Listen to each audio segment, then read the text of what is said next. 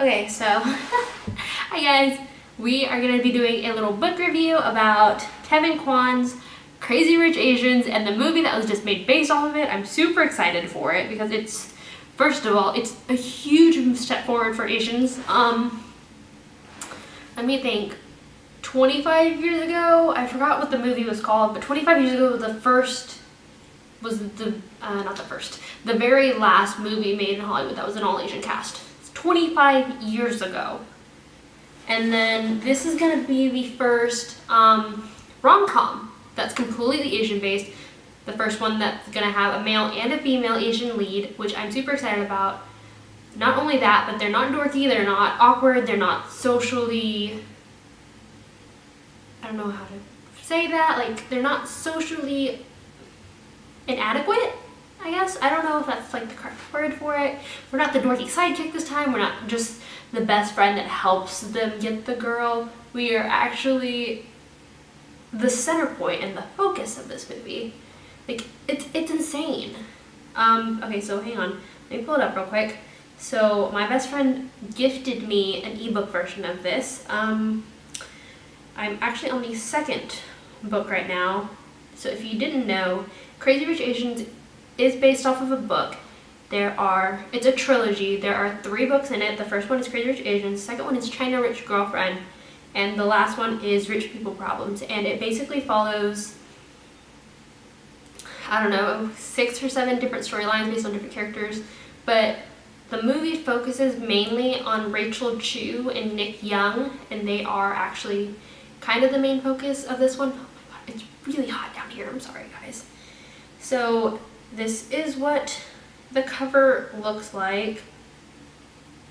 I guess it's not going to pop it up. Okay, I can get the cover to show. I could try. Hang on. Nope, I can't get the cover to show on this. Oh well. But I will put a picture of one of the covers here and the other one over here, because they came out with 2 covers. I don't know why, but that's what they did. And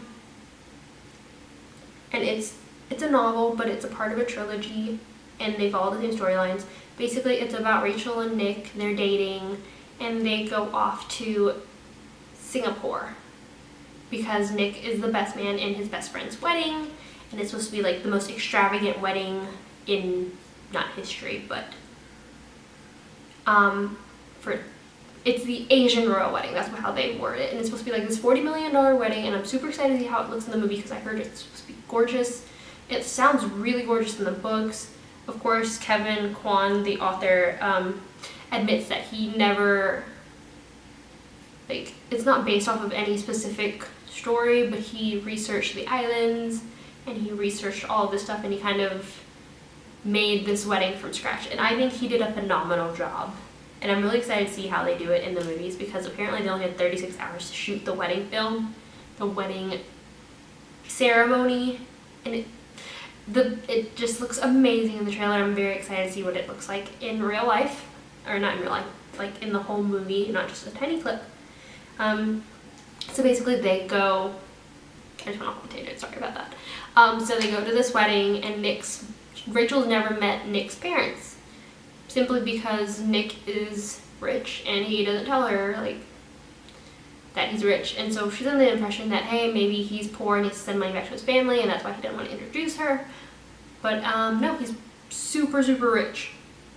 And then of course there is all this drama because she's not rich, she's not from lineage, his family is very I don't want to say snotty, but they're very ancestral. They're very aware of people's ancestry, and they think that's a very important factor in marrying someone. So they're like, oh, she's just a fling, they're not going to get married, it's fine, he knows better. Does he though? Because he really loves her, apparently.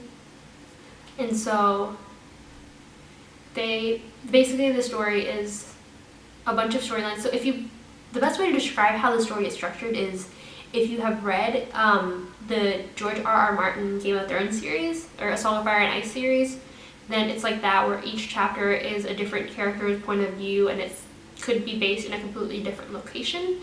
but they all tie together into one main storyline in the long run. So that is basically how the story is structured. I'm at a loss for words. It's amazing, guys. If you haven't, I highly recommend you go out and read it. This is just the first book that I'm reviewing. I am currently in the middle of the second book, and I look forward to reading the third book. They will be read when I get home from Portland, or on my flight home from Portland, hopefully. I might be sleeping because I have an early flight.